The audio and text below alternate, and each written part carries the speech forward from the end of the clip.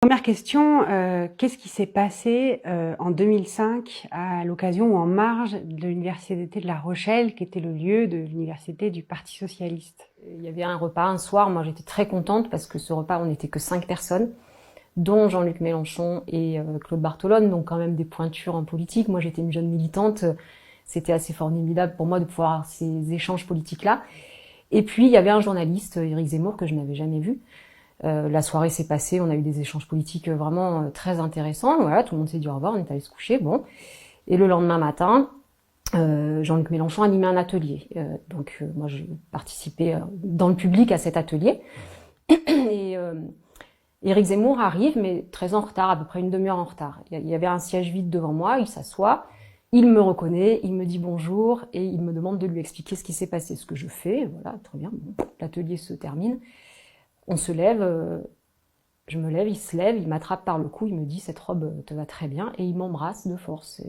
C'était la surprise totale et immédiatement je me suis dit « mais qu'est-ce que j'ai fait ?» Parce que tout de suite on se dit « pour qu'il se passe ça, j'ai dû faire quelque chose » mais non, je n'avais rien fait. Je n'ai rien trouvé d'autre à faire que de le repousser et de partir et c'était... ma réaction m'a autant traumatisée que ce qui s'était passé, en fait, parce que je me suis trouvée très conne de faire ça. Et je sais que toutes les femmes à qui c'est arrivé comprendront ce que je veux dire, parce qu'en fait, il y a un effet de sidération. C'est tellement...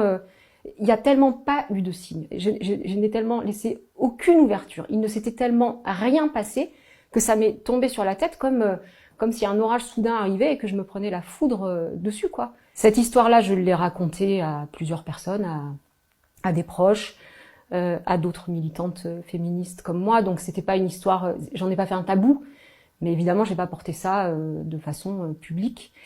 Et puis samedi dernier, lorsque dans ma ville, à Aix-en-Provence, j'ai vu cet énorme affichage de Zemmour, c'est un énorme panneau avec la tête d'Éric Zemmour et l'adresse de son site pour la présidentielle 2022, exactement. Mais ça m'a beaucoup remué cette histoire-là et il s'est passé je sais pas si c'est un phénomène psychologique, sans doute des psys pourraient expliquer ça.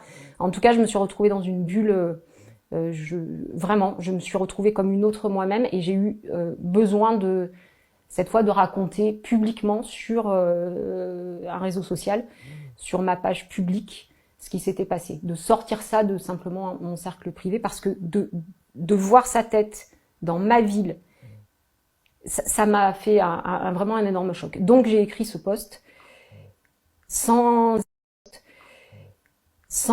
imaginer les réactions qui pourraient arriver ensuite. Justement, vous l'avez vu toutes ces années à la télévision, c'est une personnalité publique aujourd'hui, Éric Zemmour, c'est un journaliste qui est de plus en plus connu, qui anime une émission, qui répond à des interviews. Ça n'a jamais suscité le même effet chez vous que de voir cette affiche dans ce panneau dans les rues d'Aix-en-Provence? Je vous avoue que je ne regarde pas particulièrement les chaînes de télé sur lesquelles Éric Zemmour passe et que je ne m'intéressais pas particulièrement à lui. Mais en effet, comme tout le monde, il m'arrivait d'entendre parler de lui et évidemment, à chaque fois, ça me remémorait ça. Mais non, ça m'a pas fait ce même choc. Là, c'était comme une deuxième intrusion sur moi, en fait. Parce que Aix, c'est ma ville et que le cours Mirabeau, c'est quand même l'avenue symbolique d'Aix. Et que, ouais, j'ai ressenti ça comme une intrusion, de la même façon comme une agression, de la même façon que j'avais ressenti cette agression-là en 2005. Vous avez publié votre post samedi 24 avril sur Facebook. Quelles ont été les réactions au récit que vous avez fait? C'est à partir du dimanche midi, en fait, que les choses se sont emballées et que j'ai vu et que j'ai compris. En fait, j'ai compris la portée de ce que je faisais, ce que je n'avais pas anticipé. Et j'ai commencé par recevoir des soutiens, et puis ensuite, j'ai commencé par... d'abord les soutiens. Et puis ensuite, les menaces, les insultes, les injures sont arrivées. Et là, j'ai vu qu'en effet, il y avait tout un réseau de gens qui venaient sur mon post pour me traiter de menteuse, ce qui est pas en soi bon. Et puis pourquoi pas, je conçois qu'il y a des questionnements qu'on se demande, mais pourquoi a-t-elle attendu si longtemps? Ah, c'est bizarre ce moment-là. Je le comprends, je me mets à la place des gens. Après, moi, je demande à personne de se mettre à ma place, surtout pas. Surtout pas, je crois que celles qui l'ont été comprennent très bien ce que je veux dire et savent très bien que je ne raconte pas d'histoire. On a aussi pas mal de réactions qui parlent d'un complot politique. Qu'est-ce que vous leur répondez? Que c'est très compliqué de mettre en place un complot. Par contre, que les choses humaines, c'est ce que m'a dit une amie proche. Elle m'a dit, mais en effet, pas une seconde je n'ai imaginé que c'était un complot parce que c'est juste que tu es une humaine et que les choses, ça arrive comme ça. Voilà, mais c'est arrivé comme ça. C'est aussi parce que c'est un moment politique particulier que ces gens ont souhaité l'afficher en 10 mètres de haut dans ma ville. Donc c'est ça qui a suscité ça. Évidemment, il n'y a pas de complot. Il y a juste une corrélation de moments en fait qui fait que voilà, c'est comme ça, c'est arrivé comme ça. Est-ce que vous avez reçu des menaces? Oui, j'ai reçu des menaces. J'ai porté plainte contre ces menaces. Vous pouvez dire de quel ordre sont ces menaces? J'ai reçu des insultes, des injures et j'ai reçu également des injures et j'ai reçu également des menaces de mort, notamment un commentaire en particulier que j'ai signalé en particulier à la police et qui dit à peu près ceci: ces féministes de merde le paieront dans leur chair, quitte à ce qu'il y ait des victimes innocentes comme la secrétaire de Rambouillet, ce ne seront que des victimes collatérales. Je ne cite pas exactement, mais c'est à peu près les propos qui sont dits. Comment vous réagissez aux autres témoignages qui ont été publiés par Mediapart dans une enquête qu'on a publiée sur le site? Quelle est votre réaction à la lecture de ces autres témoignages qui rapportent eux aussi des faits ou des propos à connotation sexuelle non désirés de la part d'Éric Zemmour? D'abord, je dois vous dire que avant la sortie de l'article, j'ai été contactée moi-même par 2 femmes et que ça m'a fait beaucoup de bien. Et ce qui m'a fait le plus de bien, je dois dire que oui, je suis fière de ça parce que la première de ces femmes m'a appelée en me disant merci. Et puis la deuxième aussi d'ailleurs. Et leurs paroles se sont libérées. Et je suis sûre qu'il y a plein d'autres femmes en fait qui ont vécu ça avec lui. C'est ce que j'écris dans mon post. Dans le monde de ces gens-là, on se sert. Et ce jour-là, il s'est servi. J'étais là, il s'est servi. C'est tout. Et de toute façon, on voit bien ce qu'il dit des femmes.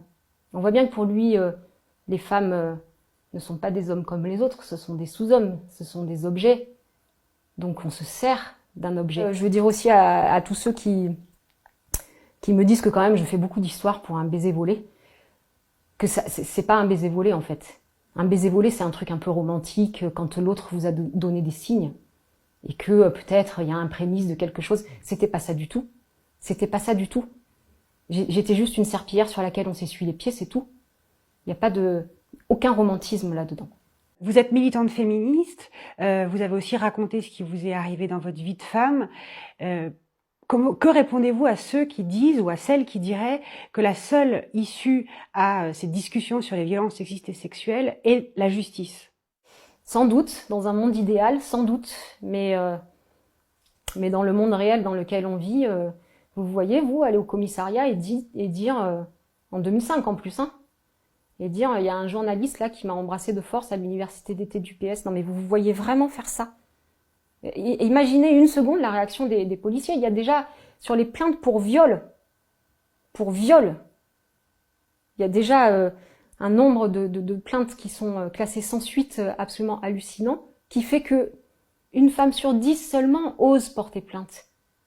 Parce qu'il y a cette histoire de honte, peut-être j'aurais pas dû m'habiller comme ça, peut-être j'aurais pas dû dire ça, peut-être j'aurais pas dû faire ça, qui est dans notre société, qui est marqué dans notre société. Donc oui, dans une société où l'égalité entre les femmes et les hommes existe réellement, dans une société idéale, en effet. Mais dans la société dans laquelle nous vivons, ça ne peut pas se passer comme ça. Alors, il y a du mieux, c'est bien, mais en vrai, non, j'ai tort. Dans une société idéale, les mecs ne font pas ça, en fait. Et donc, il n'y a pas besoin de justice pour ça, et la justice peut s'occuper d'autre chose, parce que les mecs ne se sentent pas autorisés à se servir des femmes comme ça, en fait. À quoi ça sert pour vous de balancer son porc? C'est le hashtag que vous avez utilisé, qui était celui du mouvement MeToo à l'automne 2017 en France, balance ton porc. Voilà, à quoi ça sert de balancer son porc? Je crois que ça fait avancer la société. Dans le cas d'un personnage aussi public et aussi connu que Monsieur Zemmour, ça permet sans doute de mettre un regard un peu différent sur qui peut être cette personne. Je vous avoue que quand le hashtag est sorti, évidemment que j'y ai pensé. Évidemment. Et puis je me suis dit, tu vas faire ça maintenant, personne va te croire, et puis de toute façon, qu'est-ce que ça va faire à part te faire du bien à toi? Qu'est-ce que ça peut faire? Et puis ça va même pas peut-être te faire du bien. Et puis j'ai laissé tomber l'idée parce qu'il y a toujours cette espèce de sale honte sur soi, toujours cette idée que c'est toi qui as dû faire quelque chose quand même, etc. C'est pour ça que je vous disais tout à l'heure, j'étais dans une bulle et une autre moi-même parce que ça c'est parti. Je l'avais plus quand j'ai écrit ce post. Donc ce que ça change, ce hashtag, c'est que les femmes se sentent plus autorisées à prendre la parole, se sentent plus légitimes et que le regard de la société n'est pas le même. Et encore une fois, que ce soit un baiser forcé et non pas volé, un baiser forcé, un viol ou tout autre type d'agression, chaque femme qui a été agressée sait très bien de quoi je parle et sait très bien ce que c'est que cette salissure et cette honte en fait. Et en fait, ça n'a pas lieu d'être. C'est à eux d'avoir honte et c'est à eux de ne plus faire ça. Donc moi je veux dire aussi à tous ceux là qui me disent oh là là, toutes ces histoires pour ça, mais ne faites pas ça avec les femmes en fait, hein.